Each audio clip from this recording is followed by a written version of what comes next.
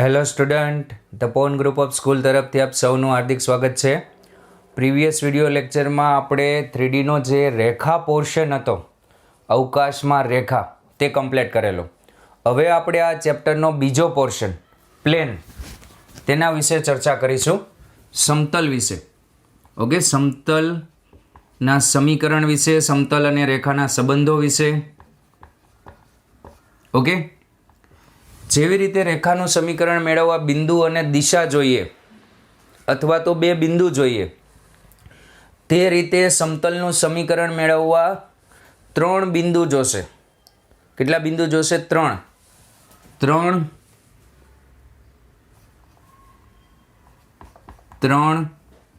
અસમરેખ બિંદુ. 3 અસમરેખ બિંદુ સમતલની રચના માટે અથવા તો સમતલના સમીકરણની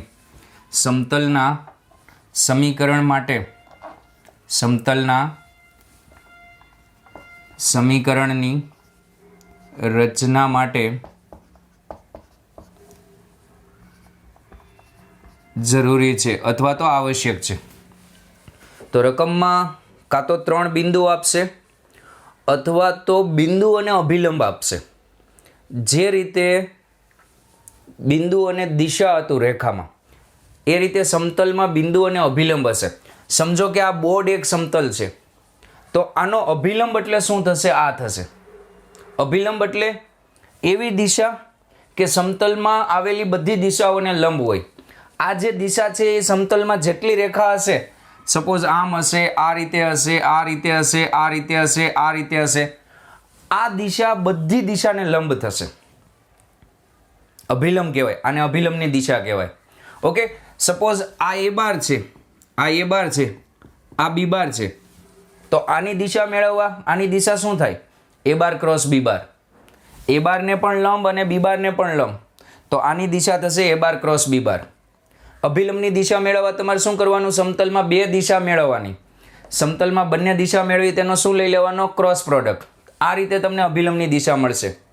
ખ્યાલ આવે છે? ઓકે, શરૂઆત કરીએ. સમતલનો અભિલંબ. પહેલાં તો અભિલંબની વ્યાખ્યા લખીએ.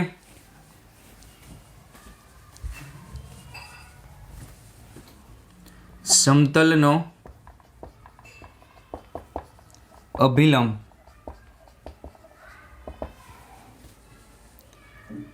એવી દિશા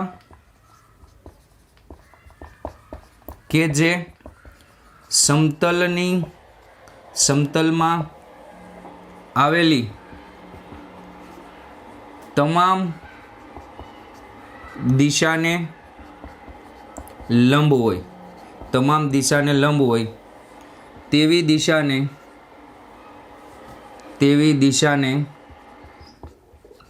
સમતલના અભિલંબની દિશા કહે છે. ઓકે, હવે સમતલના સમીકરણ મેળવીએ. સમતલનું પહેલું સમીકરણ, પહેલું સ્વરૂપ, બિંદુ અને અભિલંબ સ્વરૂપ, પોઈન્ટ અને નોર્મલ ફોર્મ. અભિલંબ એટલે નોર્મલ, બિંદુ અને અભિલંબ સ્વરૂપ. ઓકે, તો એક બિંદુ આપેલું હશે, રકમમાં એક બિંદુ આપેલું હશે, સમતલ પર એક બિંદુ આપેલું હશે, એ બાર આપેલું છે. દેખાય? આ એ બાર બિંદુ આપેલું છે અને આ સમતલનો અભિલંબ છે એન બાર. આ સમતલનો અભિલંબ છે. આપણે સમીકરણ તારવીએ તો સમતલમાં બાકીના જે બિંદુ છે એમાંથી કોઈ એક બિંદુને હું આર બાર કહી દઉં અથવા બધા બિંદુનું કોમન નામ આર બાર આપી દઉં. ચલો, અહીંયા કોઈ એક બિંદુનું નામ આર બાર આપી દઉં. હવે આર બાર અને એ બારમાંથી એક દિશા બને. કઈ બને? આર બાર માઇનસ એ બાર બને કે નહીં? આર બાર માઇનસ એ બાર એક રેખા બને. આર બાર એટલે કોઈ પણ એક બિંદુ, તો એક દિશા બનશે સમતલમાં. કઈ બનશે? આર બાર માઇનસ એ બાર. હવે સમતલની એ દિશા અભિલંબને કેવી હોય? લંબ હોય. તો આર બાર માઇનસ એ બાર અને એન બાર આ બંનેનો ડોટ પ્રોડક્ટ શું થાય? 0 થાય. આ સમતલનું બિંદુ અને અભિલંબ સ્વરૂપ છે. થોડું સાદુરૂપ આપીએ. R bar dot N bar minus A bar dot N bar બરાબર 0. તો અહીંયા લખી શકાય R bar dot N bar equals to A bar dot N bar. આ બિંદુ અને અભિલંબ સ્વરૂપ આવી ગયું. ઓકે, હવે કાર્ટેશિયન સ્વરૂપ મેળવવા માટે કાર્ટેશિયન સ્વરૂપ માટે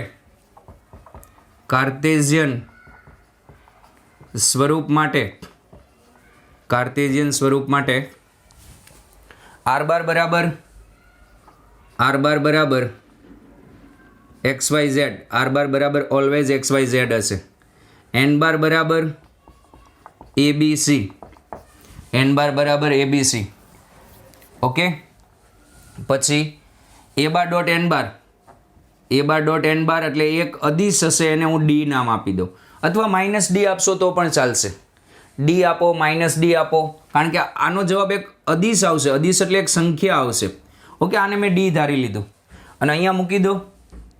R bar dot N bar equals to A bar dot N બારમાં. ઓકે, તો આર બાર એટલે X Y Z. N bar એટલે એબીસી અને અહીંયા ડી.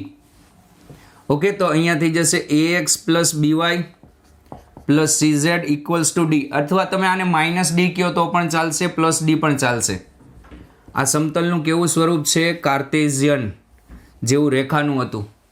અથવા આમ પણ લખી શકો, બંને સરખું જ થાય. ax plus by plus cz plus D. તમને એમ થાય સર માઇનસ ડી નહીં આવે, પણ અજ્ઞાત છે એટલે આ બાજુ લખો કે આ બાજુ, કંઈ ફરક નહીં પડે. ઓકે, આ સમતલનું કાર્ટેશિયન સ્વરૂપ આવી ગયું. ધારો કે આ સમીકરણમાંથી તમને અભિલંબ કઈ રીતે ખબર પડે? જુઓ, અહીંયા અભિલંબ મેં શું ધાર્યો છે? ABC.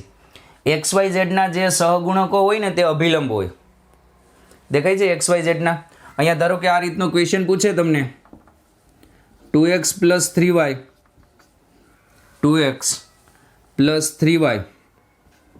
Plus 6z plus 9 equals to 0 નો એકમ અભિલંબ મેળવો. એકમ અભિલંબ એટલે એવો અભિલંબ કે જેનું માન 1 એકમ હોય.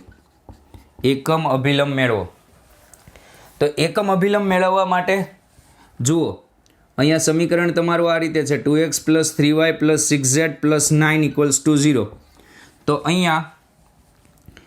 અહીંયા તમારે એન બાર શું થશે? એન બાર 2 3 6 એક્સ વાય ઝેડના સહગુણકને અભિલંબ કહેવાય.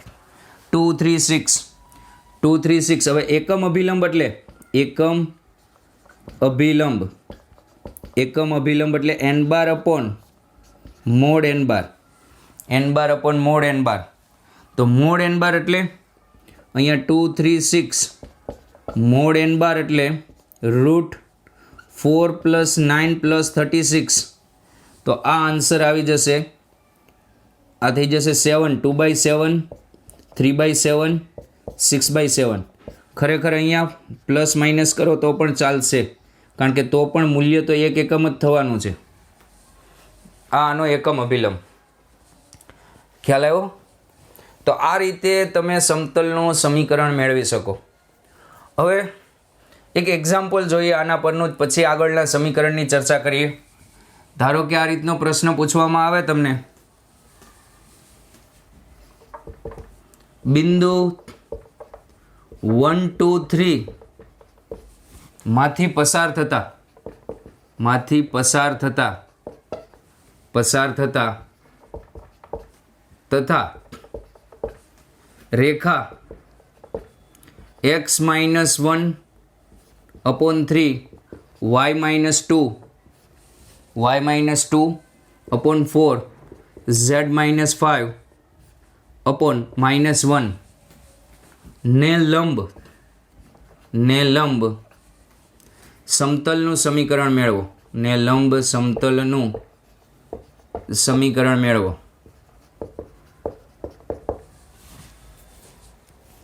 ઓકે, તો અહીંયા તમને એક સમતલ દોરો. જુઓ, આ સમતલ છે તમારું, આ સમતલ છે. રેડી? ક્યાંથી પસાર થાય છે? 1 2 3 માંથી. એને નામ આપી દો a બાર. 1 2 3 a બાર, જેમાંથી પસાર થાય છે એનું. ઓકે, તો અહીંયા નામ આપી દો એ બાર, આ બિંદુ છે એ બાર. ચલો બિંદુ આવી ગયું. હવે સમતલનું સમીકરણ મેળવવા તમારે શું જોઈએ? અભિલંબ. તો અભિલંબ આ રીતે થશે, અભિલંબ. ઓકે, હવે શું છે કે આ જે સમતલ છે તે આ રેખાને શું છે? લંબ છે. સમતલ રેખાને લંબ છે. આ રેખા છે. રેખા પરનું બિંદુ કયું છે? જુઓ તો 1 2 5, 1 2 5 રેખા પરનું બિંદુ છે. અને આ રેખાની દિશા શું છે? રેખાની દિશા 3 4 -1. રેખાની દિશા છે 3 4 -1. આકૃતિમાં જોઈ શકો રેખા સમતલને લંબ છે. આ એનો અભિલંબ છે. દેખાય? અહીં રેખા સમતલને લંબ છે. રેખા સમતલને લંબ, રેખા અને સમતલ લંબ. તો અભિલંબ અને રેખા, અભિલંબ અને રેખા, અભિલંબ અને રેખા જુઓ કેવા થશે. અભિલંબ અને રેખા આકૃતિમાં જોઈ શકો કેવા થાય? સમાંતર છે. માટે આ રેખાની જે દિશા હોય તે જ કોની દિશા થાય? બંને વસ્તુ સમાંતર થઈ જાય તો રેખાની દિશા એ જ, રેખાની દિશા એ જ અભિલંબની દિશા છે. અભિલંબની દિશા છે. તો રેખાની દિશા આ છે તો અભિલંબની દિશા પણ એ જ થશે. તો n બાર તમારે શું થઈ જશે? અહીંયા n બાર 3 4 -1. n બાર થશે 3 4 -1. ઓકે, હવે લખીએ સમતલનું સદિશ સ્વરૂપ. સમતલનું સદિશ સ્વરૂપ r bar dot n bar, r bar dot n bar, a bar dot n બાર. સદિશ સ્વરૂપમાં r બારની કિંમત નહીં મૂકવાની, એમનેમ રાખવાનું. r બાર ડોટ n બાર અથવા તો સમતલનું સમીકરણ r બાર ડોટ n બાર, n બારની કિંમત 3 4 -1. a બાર એટલે ક્યાંથી પસાર થાય છે? 1 2 3 માંથી, અને 3 4 -1, 3 4 -1. તો અહીંયા r બાર ડોટ 3 4 -1 અને આ કેટલું થઈ જશે? 3 પ્લસ 8 -3, 3 પ્લસ 8 -3 એટલે આ થઈ જશે 8. ઓકે, આ સમતલનું કેવું સ્વરૂપ આવી ગયું? સદિશ સ્વરૂપ. સદિશ સ્વરૂપ. હવે કાર્ટેશિયન સ્વરૂપ, કાર્ટેશિયન અથવા તો સંમિત સ્વરૂપ, કાર્ટેશિયન સ્વરૂપ. કાર્ટેશિયન સ્વરૂપ મેળવવા r બાર બરાબર શું મૂકી દેવાનું? XYZ. r બાર બરાબર XYZ મૂકી દો. r બાર બરાબર XYZ. તો અહીંયા થઈ જશે XYZ ડોટ 3 4 -1 ઇક્વલ્સ ટુ 8. તો સમીકરણ આ રીતે આવશે 3x + 4y - z equals to 8. આ કાર્ટેશિયન સ્વરૂપ. ખ્યાલ આવ્યો? બંનેમાંથી સદિશમાંથી કાર્ટેશિયન લખતા આવડવું જોઈએ, કાર્ટેશિયનમાંથી સદિશ લખતા આવડવું જોઈએ. જુઓ કાર્ટેશિયનમાંથી સદિશ કઈ રીતે લખવાનું? પહેલાં r બાર લખી દેવાનો, r બાર ડોટ કરીને લખી દેવાનું. આ શું લખ્યું છે? અભિલંબ. આ લખેલું છે અભિલંબ. સપોઝ અહીંયા જુઓ આ સમીકરણ છે 2x + 3y - z + 5 બરાબર 0. કાર્ટેશિયન સ્વરૂપ છે. જુઓ હું સદિશ સ્વરૂપ કઈ રીતે લખું? r બાર ડોટ, બોલો અભિલંબ કોણ છે? r બાર ડોટ 2 3 -1, 2 3 -1. r બાર ડોટ અભિલંબ પ્લસ કરીને બાકીનું જે છે એ રેડી. બંનેમાંથી કન્વર્ટ કરતા આવડવું જોઈએ. સદિશમાંથી કાર્ટેશિયન, કાર્ટેશિયનમાંથી આ એક્સ્ટ્રા છે. જોજો આ વસ્તુ ક્વેશ્ચનનો પોર્શન નથી, ક્વેશ્ચનનો પોર્શન નથી આ વસ્તુ. બાકીનું કોપી કરી લો.